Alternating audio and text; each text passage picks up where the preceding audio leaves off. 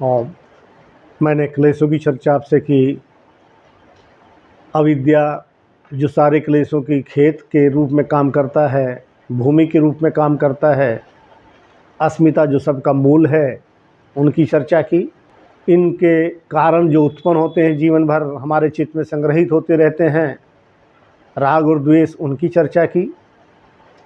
अगला जो अविद्या का परिणाम मुझे दिखाई देता है, अभिनिवेश क्लेश, जिससे हम जीवन भर भयभीत रहते हैं। अभिनिवेश अर्थात मृत्यु का भय। और ये मृत्यु का भय भी कैसा? पतंजलि कहते हैं, स्वरस्वाही विदुषो अपि तथा रूढ़ो अभिनिवेशः। ये प्रत्येक प्राणी में अपने आप बह रहा है। किसी को मृत्यु के भय को बताने की आवश्यकता नहीं है।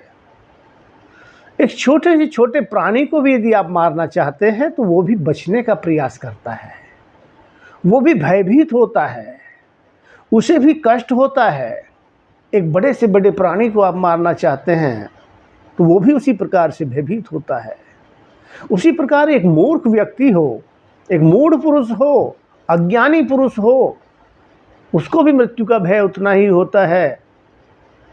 और एक जो विद्वान है, जो जानकार है, जो शास्त्रों को पढ़ना जानता है, समझता है, उसको भी उस मृत्यु का भय उतना ही है।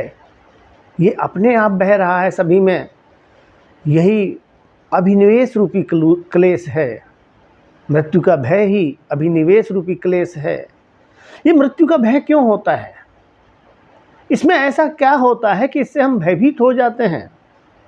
चिंतन करने पर पता चलता है कि मृत्यु में शरीर छूट जाता है। जैसे ही हम मृत होते हैं, इस जो हम शरीर जिसमें अभी थे वो हमसे छूट जाता है, फिर वो शरीर काम करने लायक नहीं रहता, हम कुछ भी अनुभूत नहीं कर पाते। इसी कारण हमें भय रहता है कि मेरा शरीर यदि छूट गया तो ये जो मैं भोग कर रहा हूँ संसार का, ये मैं सुख भी प्राप्त कर रहा हूँ, क्योंकि प्रत्येक प्राणी सुख चाहता है, उसके छूटने का भय रहता है। लेकिन क्या ये छूटने का भय केवल हमारे शरीर के साथ है? नहीं। यदि आप थोड़ा भी विचार करेंगे तो हम तो पल पल इस छूटने के भय से ग्रस्त रहते हैं। पति न छूट जाए, पत्नी न छूट जाए, बच्चे न छूट जाए, माँ बाप न छूट जाए, परिवार न छूट जाए। यहाँ तक कि आपने देखा होगा एक सामान्य सी बात, हम अपने दैनिक जीवन के व्यवहार में यदि एक पेन भी किसी से मांगते हैं तो आपने देखा होगा कैप को अपने पास रख लेते हैं। क्यों? क्योंकि हमें पेन के छूट जाने का भय है, हमें पद के छूट जाने का भय है, हमें पैसे के छूट जाने का भय है, साधनों के छूट जाने का भय है। निरंतर हर क्षण कहीं न कहीं इस अभिनिवेश रूपी क्लेश से ग्रसित रहते हैं। इसी कारण जीवन भर भयभीत रहते हैं। और यही भय से ग्रस्त मन, यही आशंकित मन, पता है हमें बताया गया है कि भाई गीता में कि जैसे हम पुराने वस्त्रों को त्याग कर नए वस्त्रों को धारण कर लेते हैं, वैसे ही जीवात्मा भी पुराने शरीर को त्याग कर नए शरीर को धारण कर लेता है। लेकिन अभी हमें जानकारी मात्र है, हमने सुना मात्र है, अभी हमने इसका साक्षात्कार नहीं किया, इसको देखा नहीं इस क्रिया को होते हुए। इसीलिए मन भय से ग्रसित रहता है, आशंकित रहता है कि पता नहीं फिर मिलेगा या नहीं मिलेगा। बहुत से लोगों को देखा होगा आपने, ये कहते हैं यार ये तो सब सुनी सुनाई बातें हैं, क्या पता फिर ऐसा होता है नहीं होता है। ऐसे सोच विचार के ऊपर ही चार्वाक जैसे सिद्धांत स्थापित हुए, जो केवल इस जीवन को ही सब कुछ मानते हैं। कहते हैं याव जीवे सुखम जीवे ऋणम कृत्वा घृतम पीबेत भस्मीभूत से देह से पुनरागमनम कुतः। ये जो है इसी जीवन में है। ये क्यों है उनका मानना?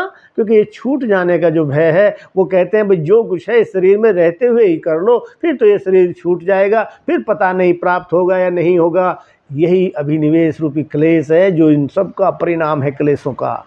इससे बचने के लिए फिर हमें वही साधनारत होना पड़ता है और उसके लिए ध्यान करना होता है। ध्यान की एकाग्र अवस्था में जाकर उच्च अवस्थाओं में जब हम इन सब चीज़ों का साक्षात्कार कर लेते हैं, जब योगी साक्षात्कार कर लेता है कि जैसे हम एक कमरे से दूसरे कमरे में जा रहे हैं, ठीक ऐसे ही सूक्ष्म शरीर एक शरीर से निकलकर दूसरे शरीर में जा रहा है, तो फिर ये मृत्यु रूपी भय समाप्त हो जाता है।